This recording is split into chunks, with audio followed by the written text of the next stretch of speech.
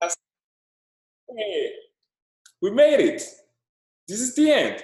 That's our last week of class. Yeah, we made it.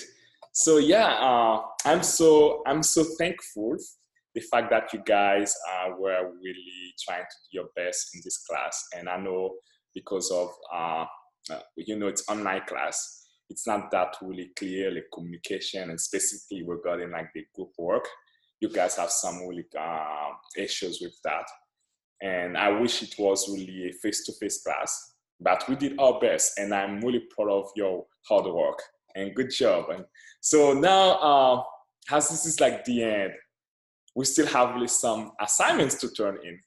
And now, like I know for this week, you guys have like the case studies to send, and also you have the group work, the last group work.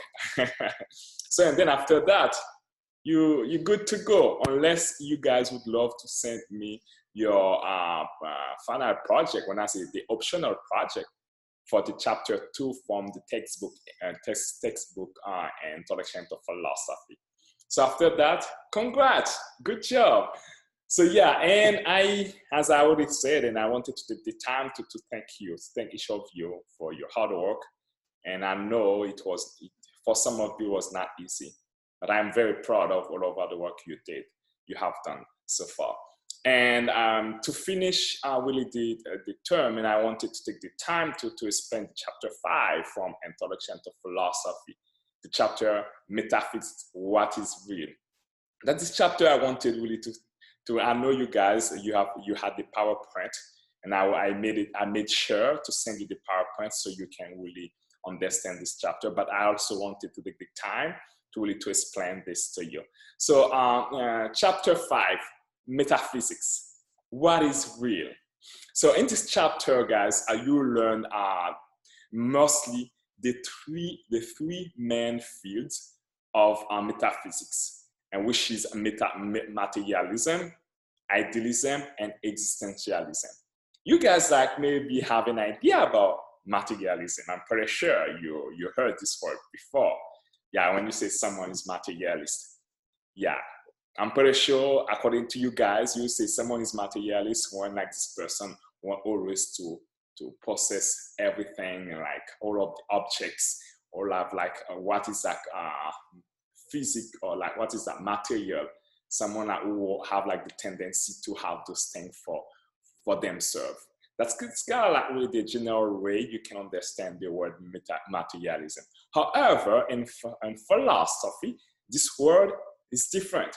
When you say someone is he's a materialist philosopher, you mean that this person focus on that the nature, the reality is built from the objects. That means everything is made of atoms, for example.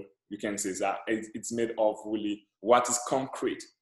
It is not like Plato, who believes that the nature, the reality, is kind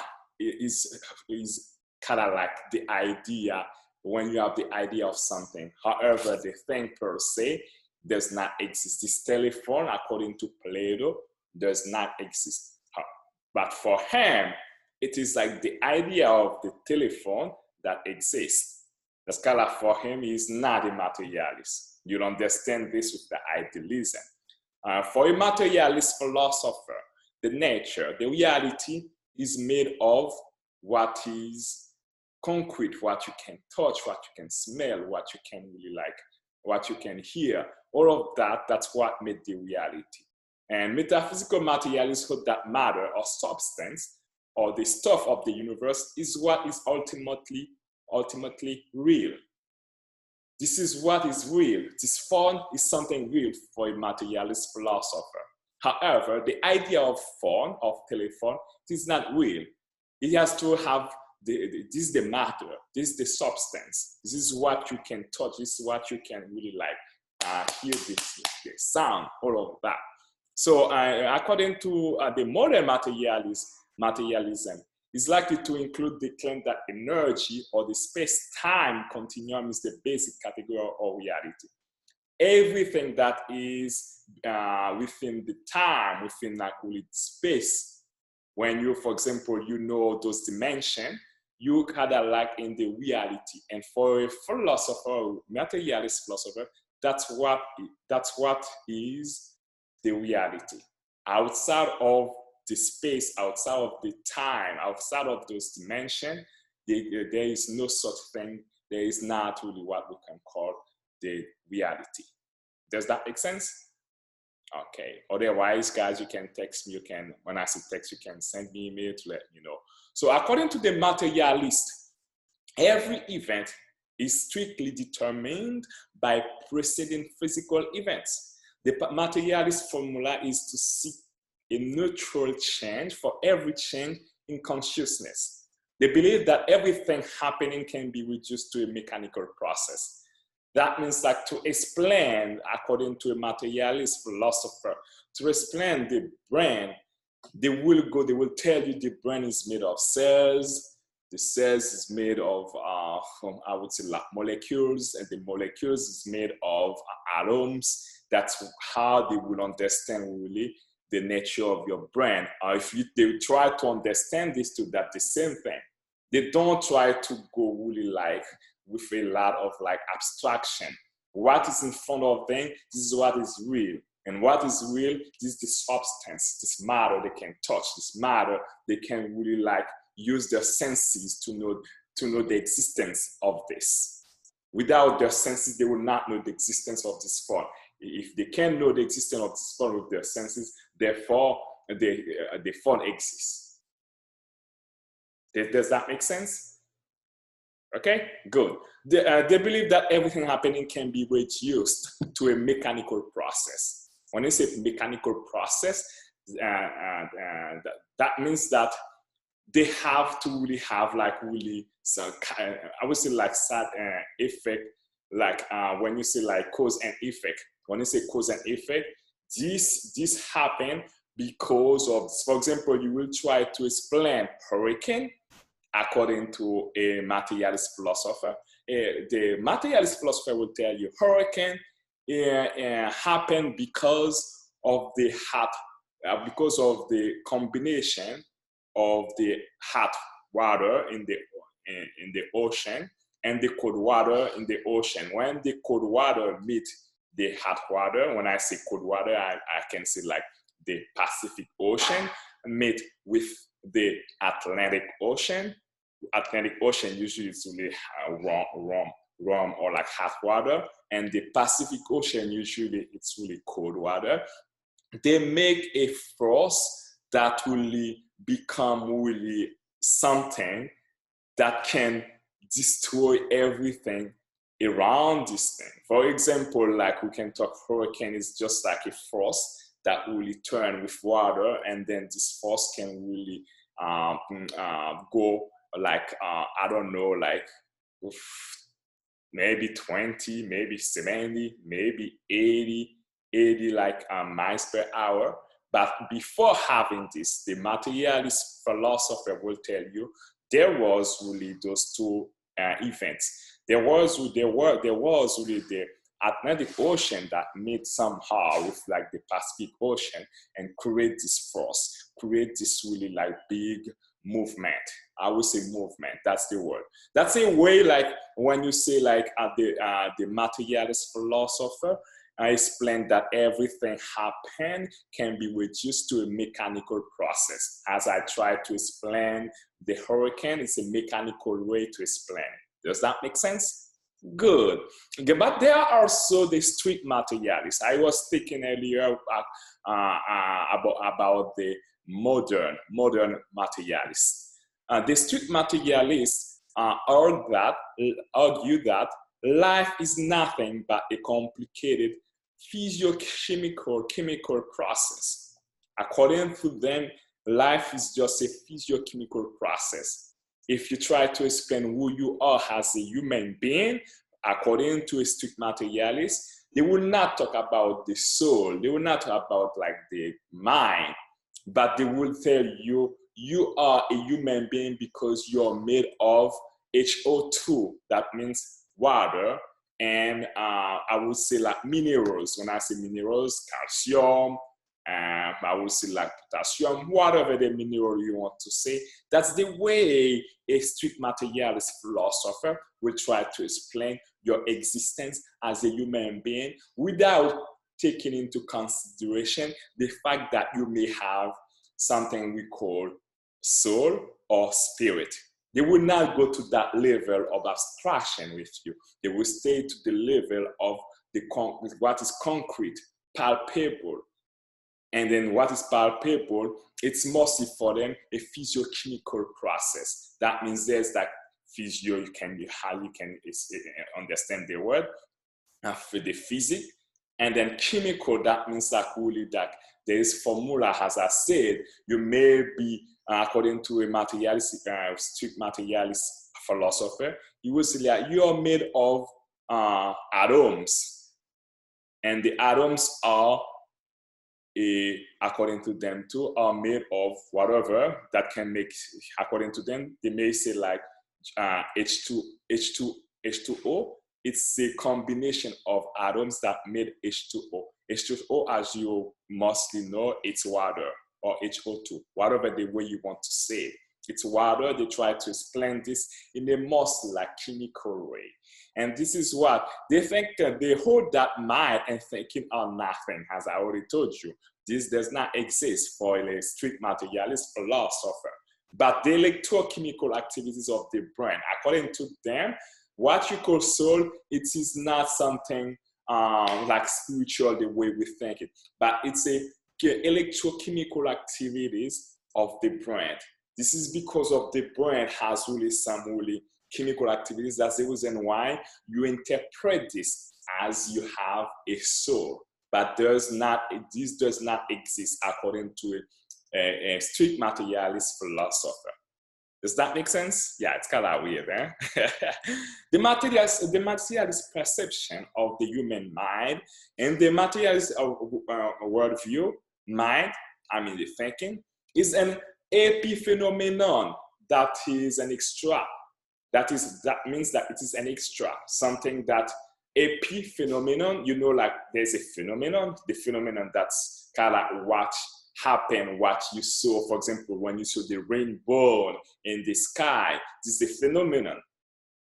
This is a phenomenon that occurred because of the rain. After the rain and the reflection of the water on earth give you this perception of this color that you name rainbow. And then the epiphenomenon, that means that's something beyond of the phenomenon. According to them, the mind is beyond of something that you can explain just like this. And they say thinking is to the brain as smoke is to fire. Thinking is to the brain as smoke is to fire. That means they work together. One transform other. The smoke came, and then when you saw the smoke, you know there's fire. The same thing too, when you see this fire, you know there's smoke too. That's the same thing according to the material worldview of the mind of thinking. It's like the mind is for the mind, the brain, or the thinking is to the brain as smoke is to fire. Only the fire in the brain do anything or can cause anything. So ideal belief and mental state are merely epiphenomena for the worldview, for the materialistic worldview. Whatever it will be, ideas, whatever you're talking about, the belief system, the mental state, they are all epiphenomena for the materialist perception or the materialist philosopher. And they continue to say they are only shadows or reflections cast by the material phenomena. They're not really like the phenomena, but they are kind of like the shadow of the reality. That means like you as a physiochemical process, according to the materialist philosopher. You have the brain. This is not real according to the materialist philosopher. The brain is the cause of all of the chemical, the as I said at the beginning, is the electrochemical activities. The fact that your brain is working, your brain doing activities, the activities that your brain is making, code on according to the materialist philosopher. This is what the materialist philosopher consider as the thinking, as the mind. It's the consequence, it's the outcome of the activities of your brain. It is not something real. As soon as there is no brain, you cannot have thinking, you cannot have mind. They work together and one create other. When I say one, it is not vice versa. The brain created what we call mind. And the mind, according to the materialist philosopher, is the electrochemical activities. That means your brain function, and the functionment of your brain, the function of your brain created what we call the mind. Does that make sense? Yeah, it's kind of like, this is all of the thinking you have to do when you're studying philosophy. Why? Because this makes you think.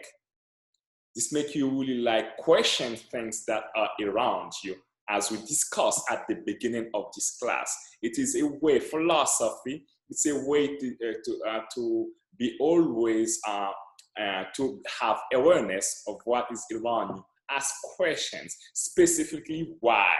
Why this? Why that?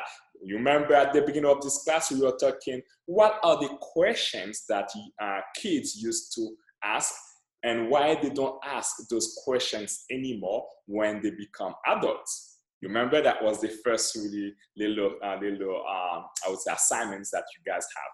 This is what philosophy does. Philosophy puts you in a situation where you will use your mind to question everything that is around you. Does that make sense? Good. Let's continue. The theory of evolution versus materialist worldview. The theory of evolution can be marshaled in support of the materialist worldview. The universe has no purpose or direction, according to them. God and teleology are not necessary. There is no God when you talk about the materialist philosopher. There is no abstraction. Everything is real, concrete, something you can touch, something you can hear, something you can see, something you can smell. This is what for them, what really the foundation of the reality. If they cannot touch this thing, if they cannot smell, if they cannot see this thing does not exist. And this is opposite to what we remember Plato described to us as being real. According to Plato, the idea of something, this is what is real. And the thing per se, it is the image or the copy of the reality. Okay, does that make sense? I hope so. I hope so. Okay, the universe has no purpose or direction. God and teleology are not necessary. Humanity, life, and mind can all be explained by reference to mechanistic process. Everything you can use a mechanic way to explain everything. You can say why this person is speaking. According to a materialist philosopher, he will tell you the speaking, the art, the fact that this person can open their mouth to speak is a process that came from the lung. I would say, by the way, I'm not a biologist, I'm not a doctor. I will just try to give an example. The lung expose or like impose air, and this air gives you the opportunity to vibrate and make the sound that you hear. The vibration of the air in your thought or whatever make the sound that we call speak. You speak. This is one of the way a materialist philosopher can try to describe the process of speaking in a materialistic view or worldview. Does that make sense? Okay, let's continue. Critics of the materialism. Materialists often use scientific evidence to support their worldview. As you can see, everything I tried to explain to support really like the statements from the point of view of the materialist philosopher. They are all scientific. I try to speak about the constitution of our bodies that are made of water and HO2, and like I said, calcium, potassium, whatever, iron, whatever other, I would say, minerals that you'd love to say that made you a human being. It does nothing about you have a spirit, the spirit, no. It's just what made you, which substance that constitute your body, your whole being. Does that make sense? For them, they are limited. They use scientific method, scientific whatever evidence to support their worldview. Without science, nothing really has philosophy. They don't have any independent really, I would say like really strength to really like to support their statement. They need to rely on science in order to really like give explanation to the way they understand the reality. That's really like the biggest critic that we have for the materialism view. Let's continue. Now we finished to speak about materialist philosophy. Now the idealism. You know the word idealism, you see the word ideal. That means idea, that means something that is abstract. This is not something you can touch. This is not something you can hear. This is not something you can see. This is not something you can taste. This is something like just in your mind. The term idealism is unfortunate because in common speech and often in ethics and politics, it refers to a person motivated by high ideals. That's kind of like the way generally you understand this word. However, in metaphysics, this word means something different. It refers to the worldview that mind or spirit or ideas are the ultimate reality. If for the materialist philosopher, the ultimate reality are made of substance, matter, the substance is what made the reality. For the idealist philosopher, it is the mind or the spirit or the ideas that are the ultimate reality. As we already talked, we talk about Plato. Plato was an idealist philosopher. And for him, what is concrete, what you can touch, what you can see, they're not really real. The image, the copy, a copy of the reality. The reality is the idea of the things you see. For example, according to Plato, this phone is a phone because I think about it, because I have the idea of the phone in my mind. However, this as an object, it is not really the phone. It's a copy of the reality I have in my mind. This is Plato. And then, you will find a lot of other like philosophers who can really let you know their point of view about this, about the way they understand the reality. And there's modern idealism. The modern idealism developed in the 19th century as reaction to and protest against the mechanics worldview. That, as you know, we already know one of the main critics like limitation. The materialist philosopher, the materialism has, is the fact that they base all of their statements, all of their this description, all of the explanation, they base it on science. Without science, there is no such thing. There is not really what we could call that, what we name right now materialist philosopher. And they exist because there's science that can help them to explain their point of view. This is where like the idealism, modern idealism developed in the 19th century because of the reaction and the protest they have against the mechanic worldview. And what happened?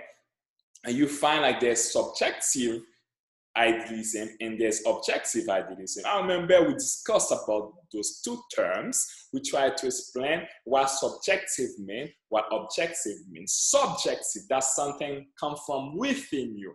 objective came from out. It's close, it's in front of you, it's around you, it is not within you. And subjective idealism, according to the subjective idealism, the reality is our experience of things, it's our personal experience of things. That what subjective idealism means. You have the idea about something, however, this idea about something is your personal experience for them to be, to perceive. If you think something exists, you have to make your own personal experience with this thing in order to give existence to this thing. To be is to perceive. As soon as you can perceive the thing, this thing becomes reality. Objective idealism holds that the world out there is mind communicating to our human mind. The world out there, the world that is out there is mind communicating to our human minds. That means the world out there is an object that is in communication with a mind. I am with this phone. This phone is an object, and this object is in fact here in communication with my mind. It told me, I'm here, I'm the phone. However, without really me as a human being, I don't think we can call object idealism, because we try to give existence to this form because I exist as a human being that can give existence. If I'm no longer, if they are no longer human being, even though this could be in the nature, when I say this form could exist in the nature, I'm not sure it will never exist if there is no human being. However, it will not have any existence because the existence is from the mind of the subject as me as a subject. It's me who see this and say, this is something that exists. Without me as a human being, those things don't have any existence. I don't know if that makes sense for you. It's kind of a little bit, I wish we had really face-to-face class so that we can better explain this and ask questions too. But this is the two different ways you can understand the subjective idealism versus the objective idealism.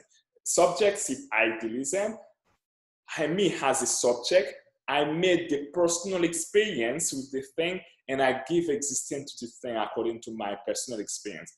And objective idealism, this thing, this thing, when I say this thing, the phone exists outside of me.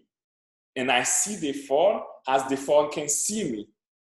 And I'm in communication with the phone in the sense like, because of my mind, I give existence to this phone. However, this phone is out of me. I don't give existence in the sense like, I don't create the phone. It's just here.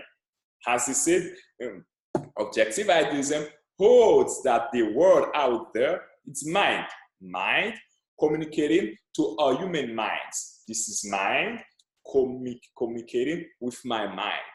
There is this interaction between the phone and my mind then called, because my mind sees this, perceive it, my mind called it phone. Does that make sense? I hope so. If you have questions, please don't hesitate to contact me. Okay, subjective idealism or mentalism. Solipsism position. According to the solipsism, I would say they maintain that there is only one perceiver, myself, you. You are the only perceiver. Therefore, reality is limited to what I, the solipsist, perceive it to be.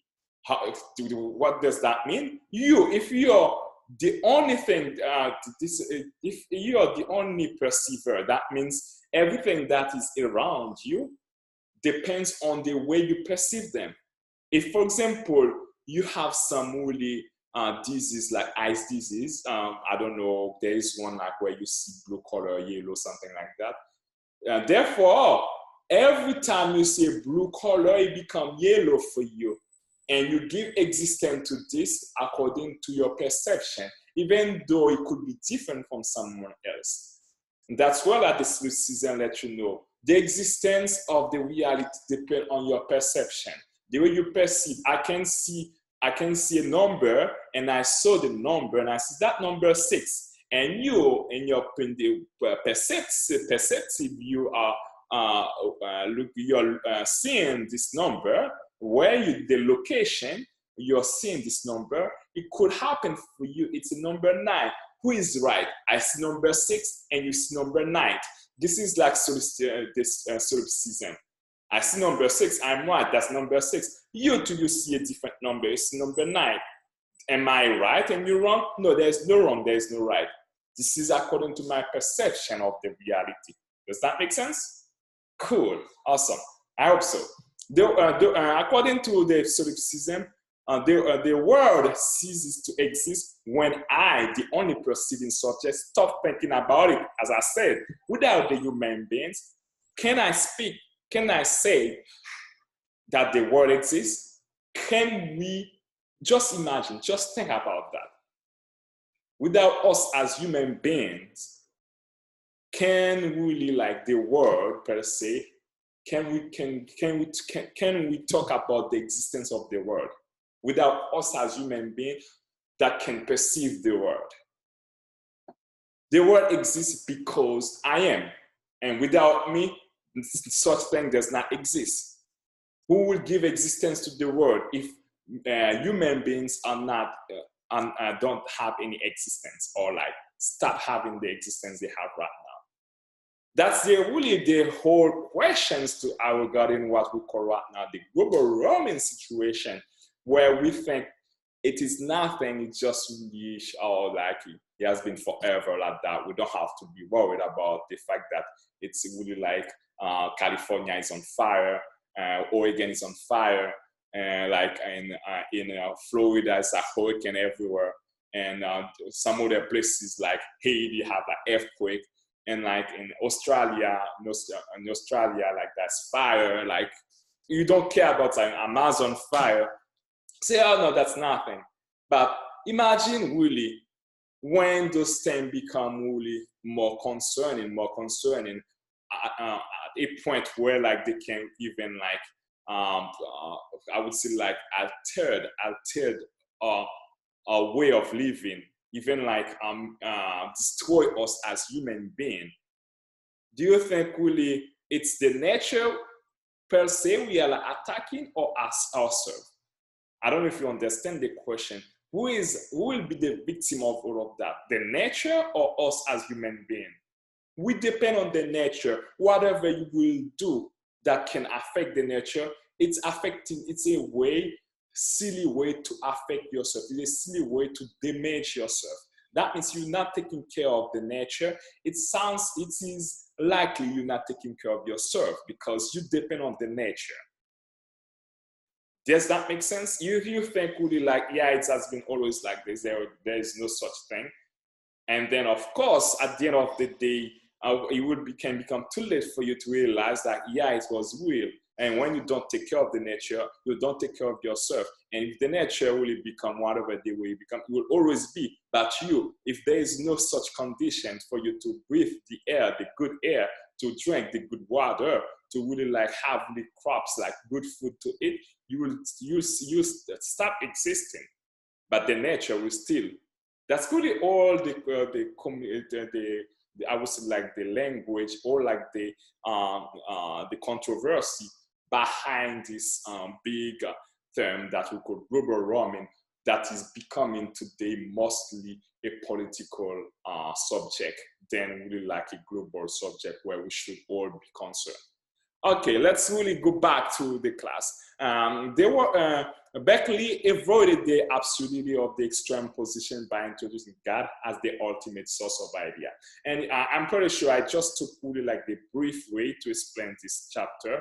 And you'll understand from Berkeley's point of view, talking about God can make it really sound really difficult to explain the reality. And for him, he tried to avoid, because it's not something you can have with a really like tangible word to explain. According to the solipsism, reality consists of idea, but ideas have a continuous existence because God continues has them in mind. which is something like you will understand if you want to really take a class like religion, philosophy of religion, can explain you better with this what like Berkeley meant by saying like the reality consists of ideas, but ideas have a continuous existence because God continually has them in mind.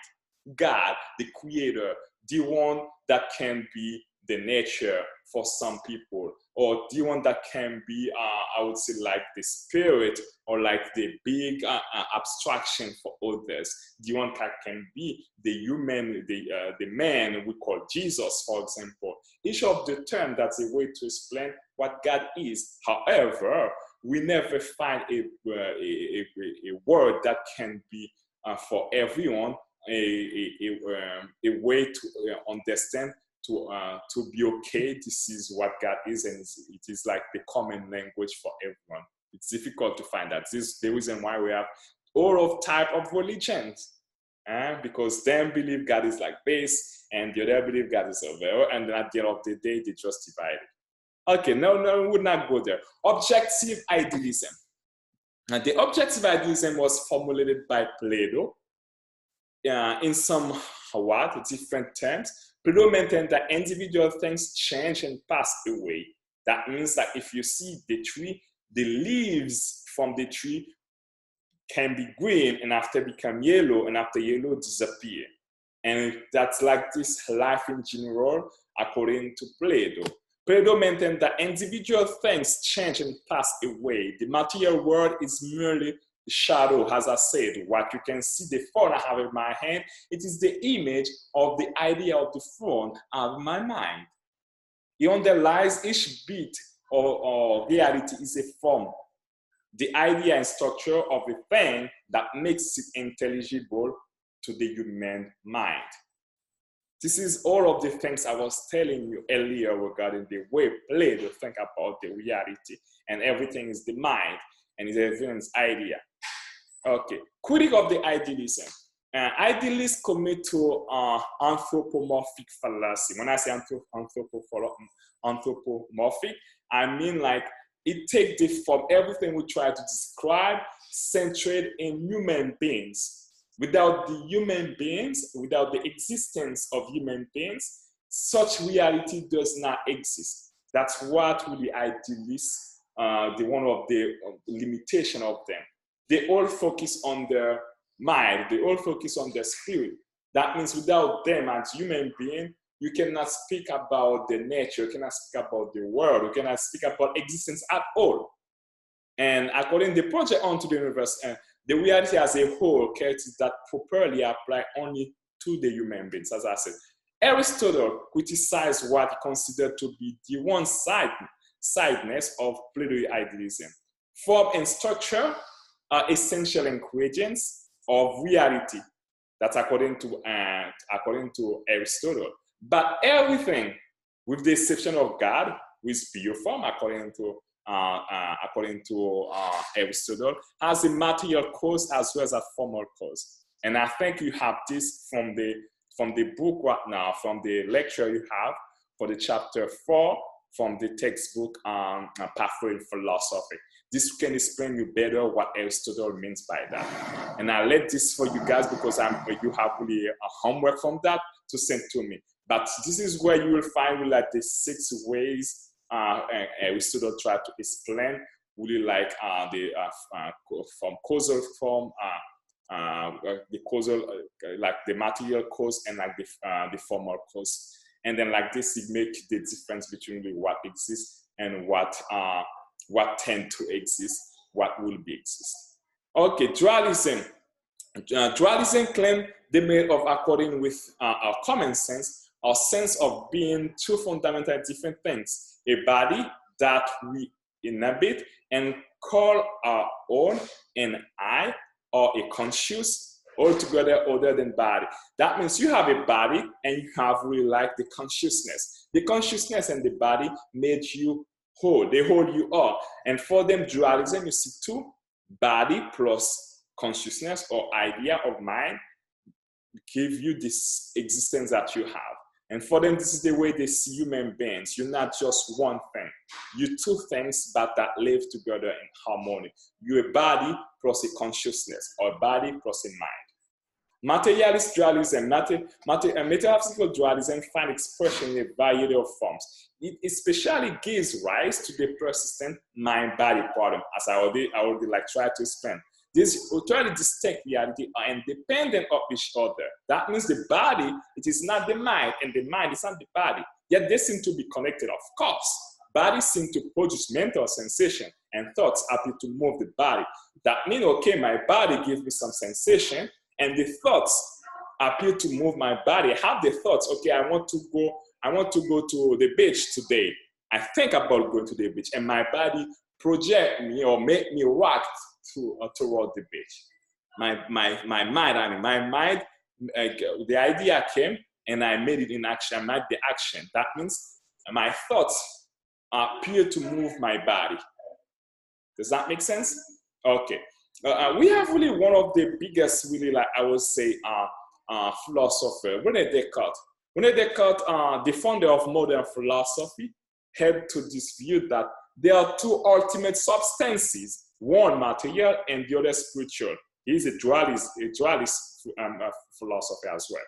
They are the body, a material substance, and the soul or mind, the immaterial substance. Yeah, I love really Descartes. Descartes is amazing. Like he came with like cogito ergo sum, je pense. I think therefore I am. Descartes' explanation is called interactionism. This is a theory of causal connection between mind and body. The change taking place, according to Descartes, in the pineal gland of the brain. This is most like a mechanic way to explain like the pineal gland of the brain. So this is where, like, for him, there's really connection between mind and body are made. And the body is there as an independent, and the brain is there as independent too, but they work together. The brain orders the body to do actions as the body can order the brain to do actions. Does that make sense? Okay, we have, this is the whole things, and we have like, I know like it's almost time to, because I don't want to be too long for you two guys, but I know it's the last ever my lecture video I will have with you, and I want to make sure I take the time to explain things for you too. The critical naturalism is monistic all holding that there is only one reality according to them. There's only one reality, and reality is nature. Humanity itself is one kind of naturalistic process among all of the others. There's one reality, and this reality called nature. And we are part of the nature. We are the whole part of the nature. Critical naturalism is in agreement with materialism, which is also a naturalistic worldview at 2 points. First, both worldviews reject all forms of supernaturalism. That's the reason why they don't consider the spirit, the soul as a part of you. They only focus on your body as a matter, as a substance. There is God or anything of that sort. Okay, we can continue. The critical naturalism is called critical precisely because of its criticism of materialism. Critical naturalism denies that reality is nothing. They deny it. But a mechanical process can hold that life, generally in human activities, specifically cannot be completely in terms of physiochemical process. They against this point of view from the materialist philosopher. They said, no, it cannot be completely. Of course, it is somehow, but it is not only that. They want to make sure we give existence to what we call the soul, what we call the mind. That's what really, according to the critical naturalism, they're really like critics to the materialist point of view. Now, let's see the last part of, I would say the last part of my lecture video. We talk about materialism, we talk about idealism. Now let's talk about existentialism. Existentialism posture with regards to what is real develops initially and purely from awareness or experience of the consciousness self. Everything that you're doing as existential, as a part of the existential philosophy, it's really like awareness, your experience. You're self-conscious about how you're living. Whatever can be labeled real must flow from the personal and concrete experience of a unique human being. Me as a human being, unique, I'm unique, and my unique experience give me existence. It's only related to me, only to me. And this is the reason why a lot of existentialist philosophers, they must use really the term, they just use like really emotion, like they use sometimes really like the sad outcomes. For example, if really they really like people who tend to have really some hard life, and this become really their personal experience and give them their unique existence with like their really like the sadness or like all of the hardship they had in their lives. The origin are subjective, therefore truth, meaning, and reality are subjective. If I am the person who made the experience, and according to the experience I made, I give reality to my existence. I give existence to my reality. Therefore, everything that I'm doing, everything that I'm saying, it's only related to me. It's subjective, and this subjectivity, it's proper to me. It's unique to myself. Existentialist perception of human being. Each of the preceding views, while disagreeing about what a human being is, assumes that human beings are something. They all are okay that human beings are something. So it's like starting like being really dark here. Yeah, according to them, they agree that human beings are something, and that is the nature takes on character and relevance only in relation to a pre-existing set of categories of condition. Yeah, this is kind of like really more or less really what they call one of the greatest really like existentialist philosophers, Jean-Paul Sartre. And according to him, the perspective is phrased starkly in Sartre's announcement: existence precedes essence. Existence precedes essence. Essence and existence, they are two different words, and they are really important in philosophy. Essence means what really are, what makes you, what gives you existence, what is really the foundation of your reality. And the fact that you have this essence first, and you then have what we call existence. Without essence, you cannot have existence, according to Jean-Paul Sartre. You have to have the essence. You have to have really what really puts you in the reality. What to put you in the reality, now give you existence in the reality. And their formulation is to say that one is what one does, hence one does not have an essence or nature until one acts and thereby creates it. You are what you are until you are able to manifest your presence in the reality. If you never manifest yourself, you reveal yourself in the reality, you only a sense. You will become existence when you can manifest yourself. That's the way then you can reveal yourself. You can be without being. That means that you can have the essence without having existence. And your existence came from your manifestation, your revelation in the world that you're living. That's mostly like the point of view of Jean-Paul Sartre or any existentialist, which is really one of the best part of philosophy I love too. And yeah, I really love this part because it's mostly like related to you as human being. It's centered to you, and it gave you the opportunity to change things around you. It gave you the opportunity to change your own self. And that's the reason why some of them said the best version, you can become the best version of yourself by working on yourself, by really like only attract what is good for your soul, for your body. A person is self-conscious. I cannot be defined in terms of any pre-existing categories of thoughts or external systems of meaning. Each authentic individual confronts the raw fact of his or her or their own existence in a world in which anything can happen. Anything can happen, and you are the only one that can have this experience, and it's unique to you. You give existence, your essence give you the opportunity to reveal yourself in a world where you become an existence. And this existence, it is proper to you, only you. I am a Black person, an immigrant, as you can from my accent. I gave myself the opportunity to reveal in a world where I become an existent. I exist because I reveal myself because of my manifestation of who I am by my essence. It's really a little bit complicated, but more or less, I hope you guys understand this. Existentialism view of the authentic human being.